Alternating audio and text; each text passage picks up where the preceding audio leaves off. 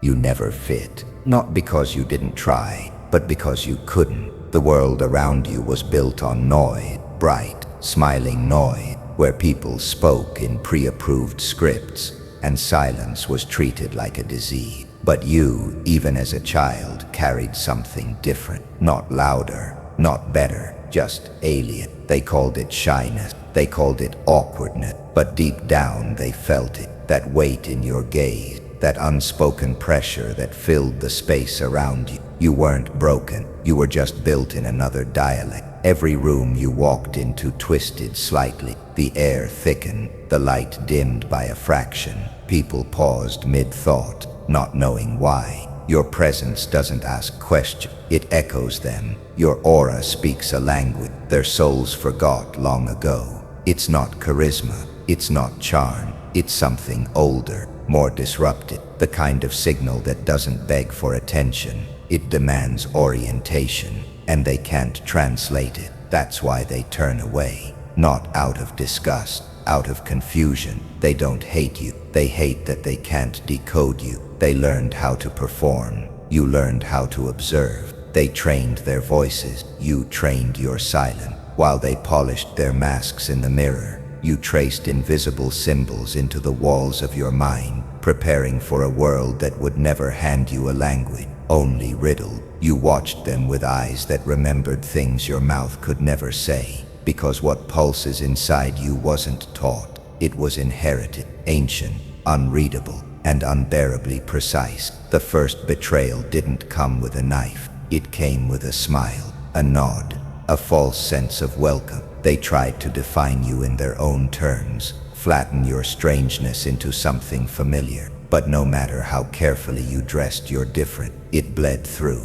The pauses in your speech, the patterns in your attention, the way your energy never fully joined the room. They felt that, and so they named you cold, intense, wrong. But they were only reacting to a signal they didn't recognize, a dialect of presence their nervous systems mistook for danger. Because power, real power, doesn't announce itself. It disturbs the pattern, and you, unknowingly at first, disrupted everything. Their social ritual, their hierarchy, their illusions of control. Your aura spoke without words. It traced fractures in the facades around you, and the ones who couldn't listen, they called you difficult. The ones who could, they stared too long, like they saw a ghost of something they'd buried. You were never here to be understood. You were here to be felt. And even when you tried to silence your signal, it found new ways to bleed through. A look, a gesture, a stillness so loud it turned conversations inside out. You don't speak in noise. You speak in shadows, and only those who've walked through their own will ever begin to hear you. You tried to be legible. You studied their smiles, traced the blueprint of their tone, learned how to shrink your silence so it wouldn't make them uncomfortable. You rehearsed your voice like a weapon set to safe, not for deception but for survival, because you knew something was off. They smiled too quickly, laughed too loudly. They asked questions only to file answers. They didn't want to understand you. They wanted to contain you. So you crafted a version of yourself they could hold, a little less precise, a little more predictable, a mirror instead of a map. And still, even then, they squinted, confused, as if something underneath you was leaking through the performance. A tone too calm for chaos. An answer too sharp for the question. You weren't playing wrong, you were playing too well, like someone who learned their language without inheriting their mind, and they could feel it, that fracture, that misalignment between what you showed and what you are. And instead of asking why the code didn't compute, they whispered, assumed, labeled, because people don't fear mystery, they fear being seen by something they can't decode. You weren't a threat by action, you were a threat by implication, the quiet kind, the ancient kind, the kind they remember in myths and forget in daylight. You became a screen they projected onto, the wise one, the cold one, the distant one, not because of your words but because of what your silence disrupted in their illusion, their hierarchy, their sense of control. You noticed the shift, how praise morphed into caution, how admiration turned brittle when your light didn't reflect theirs back. You didn't mirror, and so you became a wall. And when they couldn't see past it, they started chipping away. There were betrayals, quiet ones, backhanded compliments, delayed invitation, praise laced with warning, not obvious sabotage, but social fractures that widened slowly, invisibly, and through all of it, you wondered if maybe it was your fault. Maybe you were too complex, too unreadable, too much. But that's the lie, that's the illusion. You were never too much. You were too real, and they weren't ready for that. They wanted to know you, but only on their term, only within the edges of their language, their safety, their myth of understanding. But you are not a myth. You are a cipher written in a dead dialect, and they mistook their inability to read you as evidence of your flaw, rather than the limits of their vision. You don't speak in symbols designed for the masses. Your aura writes itself in shadow scripts, carved between frequencies, soaked in ancestral voltage. You are not broken, you are encrypted, and they, desperate to decode, only ever saw the surface. They never really saw you. They looked at you, but they never saw you. Their eyes scanned the surface, your posture, your smile, the pause between your words, but none of it registered. Because what you were saying wasn't coming from your mouth. It came from the stillness between your breath, from the weight in your spine, from the heat that pooled behind your gaze when something wasn't right, and they missed all of it. Every time you could scream with your presence, and they'd still mistake your silence for indifference. They asked what you were thinking, but they didn't want to hear it. Not really. What they wanted was familiarity, not truth. And you were written in a dialect that their souls were never taught to translate. You noticed it early, when you warned them without speaking, when your body stiffened before the betrayal arrived, when your skin bristled at someone's touch, not from fear but recognition. You'd seen those eyes before, that hunger, that hollowness behind the charm. You couldn't explain it. You didn't have the language back then, just a cold knowing. But every time you tried to voice it, they called you dramatic, said you were over-analyzing, said you were too quiet, too intense, too much. You started believing them. You turned your gift into a defect. You muted yourself to match their bandwidth, and still they never understood. But now you know. Your aura isn't misunderstood because it's weak. It's feared because it interrupts. You walk in and reality distorts. Not because you try, but because you are. Your presence introduces a variable they can't control. You are a frequency mismatch in a world of static. They cling to the known, the packaged, the legible, and you show up as raw signal. No caption, no warning. They label you cold because they can't feel the fire without burning. They call you distant because you don't perform your truth in the theater of their comfort. They mistake your observation for judgment, your patience for detachment. They don't realize they're speaking in broken syntax, and you're responding in soul code. You've been studied like a riddle, interrogated for reactions, provoked for display. They don't understand that silence is your reaction, that withdrawal is an answer. You've stopped translating yourself, stopped lowering your frequency to fit the noise. You realized your stillness wasn't empty, it was strategic. You are not unexpressed, you are encoded, and only those with the keys will ever hear you clearly. You don't need to explain anymore. You don't need to be recognized by eyes that never learned to feel. Your power is not in being seen. It's in being felt by the few who know how to listen beyond language. Because the ones meant for you, their bones will vibrate when you speak, even if you never say a word. They called it withdrawal, said you were disappearing, said you were fading. What they never understood is that you were designing. Every room you left was a blueprint, Every silence you offered was a calculated restructure of what they could no longer reach. You weren't retreating, you were editing access, removing permissions, not to punish but to preserve. What they experienced as distance was simply the perimeter of your sovereignty. At first it hurt, the absence of understanding, the hollowness of noise mistaken for connection. You mistook proximity for safety. You mistook being included for being valued. And when the fractures appeared, the casual betrayals, the masked intentions, the smiling predators, you blamed yourself for not catching it sooner. You tried to fix it by becoming smaller, quieter, more manageable. That didn't make you safer. It just made you easier to erase. So you stopped, not out of anger, out of clarity. Isolation became the only honest space left. You realized that solitude wasn't a void.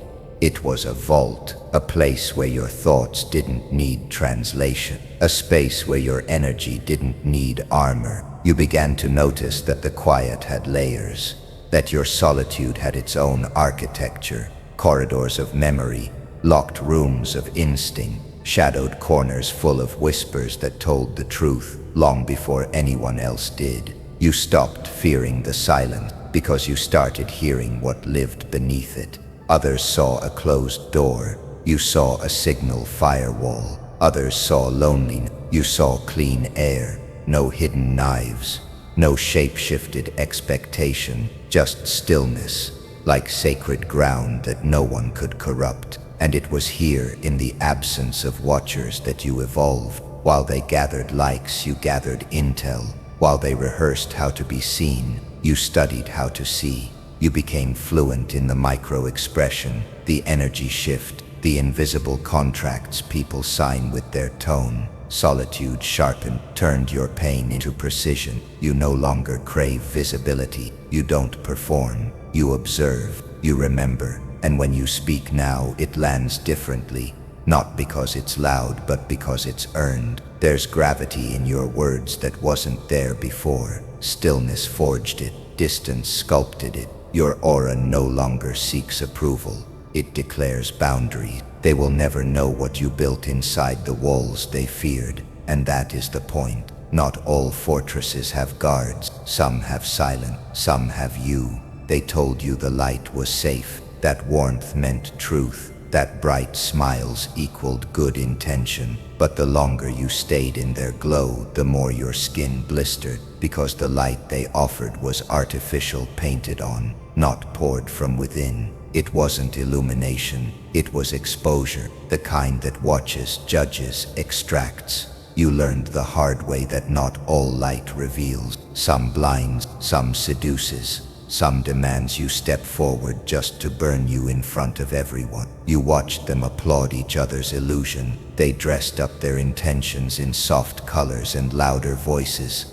Every compliment had a leash. Every open hand hid a blade behind the wrist. They smiled with teeth, not with eyes. And still they called you cold. You who saw too much. You who didn't play their game. Who didn't echo their joy or mirror their pace. It made them uncomfortable that you weren't easy to light up, because people like you, people who see disrupt the theater. There's a reason you stopped chasing the spotlight. It never lit the parts of you that mattered. They never wanted to see your scars, only your shape. They didn't want your depth, only your surface. What they called too intense, you knew was real, but real terrifies the artificial. You weren't too much. You were simply too hard to lie to, and in their world that's unforgivable. You started noticing pattern. The ones who spoke loudest about light were always the darkest when the doors closed. The ones who preached transparency were the first to hide. You watched reputations built on charisma collapse in silence behind closed rooms, while the quiet ones, the observant, the ancient-eyed, were left buried under the weight of mislabeling. It wasn't a mistake, it was a design. Keep the sensitive ones muted, keep the dangerous ones misunderstood, praise only what performs. So you stopped translating yourself for the blind. You learned to speak in code, in stillness, in unflinching gaze. The light they wield no longer tempts you, it repels you. You know now power isn't in being seen, it's in being felt. The most dangerous person in any room is the one who doesn't need to be validated to exist. You don't glow for them anymore. You radiate for yourself. Let them worship their stage lights. You've become fluent in shadows, not because you hide, but because you see what moves inside them. You've learned how to track truth by absence, not presence. How to sense betrayal in the way a voice trembles just before it turns sweet. And now when the light lies, you don't flinch. You simply narrow your eyes and watch it flicker, because you no longer mistake brightness for goodness, and that makes you unstoppable. There are messages buried beneath words, signals that never reach the surface of language. You've felt them, long before someone showed their true face, long before the betrayal bloomed into fact. Something within you twitched. Not a thought, a knowing. It slithered through your chest like static before a storm, warning you that the smile was too polished, the timing too perfect, the silence too calculated. They told you to ignore it, to be reasonable, to give people the benefit of the doubt. But doubt for you was never an absence of proof. It was the scent of a pattern your bones had already catalogued from lifetimes past. They don't understand what you are. Not really. You don't just hear words, you feel alignment. You know when someone's energy buckles beneath their performance, when their tone curves too much at the edges, when their compliments taste like control. You've been accused of overthinking, but it's not overthinking if your nervous system is decoding scripts no one else can see. It's not paranoia when the betrayal shows up exactly when your gut said it would. You're not broken, you're just fluent in a dialect others never learned to speak. You read the pauses, the flickers, the glitches in the matrix. You track the rhythm beneath the noise. That's what makes you dangerous. You weren't taught this. You inherited it. It lives in your bloodline, in memories wrapped in silence, in the screams your ancestors swallowed to survive. Somewhere in the dark, they began encoding warnings, genetic Morse code passed down through the body, not the mind. What others dismiss as vibes, you recognize as encrypted prophecy. The tightening of your skin in someone's presence isn't drama, it's data. The sudden urge to leave, to shut down, to ghost, to vanish. Those are survival instructions arriving from the unseen. You were never overreacting. You were translating frequencies they were too numb to hear. It exhausts you sometimes, doesn't it? The weight of seeing what others refuse to feel. The burden of pretending you didn't catch the lie, just to maintain peace in rooms built on pretense. But what they mistake for calm in you is really calculation. Your silence is never empty. It's loaded with every betrayal you pre-saw but pretended not to. Every manipulation you clocked but allowed to unfold, just to study the pattern again. You don't confront, not always. Sometimes you collect, document, strategize. Let them hang themselves with their own repetition. Because when you finally move, it's not emotional. It's surgical. There's a reason they fear you without understanding why. Your presence makes liars sweat, not because you say anything, but because you notice everything. You don't need evidence. You are the evidence. Your aura is calibrated to detect distortion, to expose corruption through mere proximity. You don't just walk into rooms, you unravel them. And whether they admit it or not, they know. Somewhere deep down, they know you see them without looking, hear them without listening, and that you've already decided who they are, long before they finished their performance. There was a time when you thought isolation was punishment, an exile handed down by invisible judges. You watched them gather, laugh, echo each other's emptiness, and you wondered what it would feel like to belong without translation. But every room you entered twisted the air. Every interaction left you colder. They sensed something in you, not danger, but disruption, not chaos, but the refusal to conform to their choreography of masks. And so they labeled you distant, difficult, strange. They called it antisocial. But now you know. It was preparation. Solitude didn't shrink you, it honed you. While they filled the silence with noise, you made a cathedral out of it. You learned to listen to the architecture of your own thoughts, to extract signal from your wounds, to detect the micro-fractures in people's intentions before they even spoke. You began to sense patterns in betrayals, the repetitions in fake smiles, the loops in their performance. Loneliness became your crucible, and in the furnace of absence,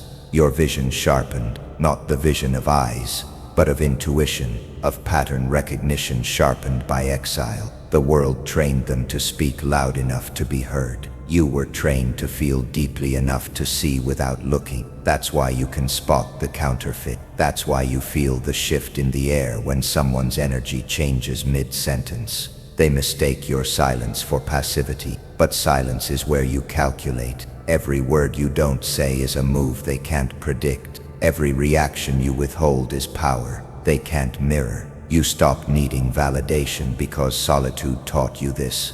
Real strength isn't measured by how many understand you. It's measured by how many cannot manipulate you. You speak a dialect forged in shadows. You understand the cost of truth. That's why you no longer chase closeness. You measure it, test it, watch how it breathes when the room gets cold. They never saw what your solitude taught you. Restraint, perception, timing. You became fluent in isolation, and now you see the world for what it is, not as it pretends to be. They gather in tribes to drown out the noise of their own falseness. But you built an empire in your mind. You crafted your instincts into weapon, not to harm but to shield. Power doesn't roar. It doesn't beg to be understood. It walks in quietly, fully aware of what it is. You are no longer haunted by isolation. You are defined by what it taught you. You don't speak to be heard. You exist to be felt. They never truly saw you, not because you were invisible, but because their eyes were trained on surface reflections, not seismic undercurrents. They tried to interpret your stillness as weakness, your calm as absence, your silence as emptiness. But stillness is a storm before it decides to speak. Calm is the terrain where war once raged, and silence, real silence, is the territory of gods, not ghosts. You were never unreadable. You were untranslatable, not because you lacked meaning, but because your meaning refused to conform. They kept reaching for you with language too small to hold your depth. Label, diagnoses, opinions, all attempts to pin down what was never meant to be held. You watched them like a myth watches a child try to explain the ocean with a cracked cup. They thought you were hiding, but you weren't hiding. You were shielding, protecting the essence of something sacred from eyes that could only desecrate. You've spent years muting your frequency so it wouldn't disturb their comfort. You shaped your edges so you'd fit into their brittle molds. But your aura kept bleeding through, didn't it? It kept speaking in ancient symbols no one could translate, sigils of survival etched into your presence. It warned the room before you said a word. It shook weak masks loose from strong faces. It unsettled liars. It silenced manipulator, because your energy wasn't seeking validation. It was scanning for danger. They told you to soften, to shrink, to smile more so they could feel less confronted by your truth. But you weren't built to be palatable. You were constructed like a cipher, decodable only by those who've drowned in the same oceans. You are not light in a hallway. You are the corridor itself. Those who can't feel you were never supposed to enter. And now finally you understand. You were never meant to be read like a book. You were meant to be felt like a prophecy. Those who need bullet points and clarity will never understand the architecture of your soul. You are layered in codes, veiled in metaphor, scarred with symbols from battles they've never even named. You've stopped explaining, because translation is a kind of betrayal when the original language was meant for the initiated, not the masses. You walk into rooms now knowing most will misunderstand you. That's not a threat. It's strategy. Their confusion is your shield, their projection your camouflage. You are no longer seeking resonance from shallow speakers. You're broadcasting to deeper instruments. You don't need them to understand. You need them to feel.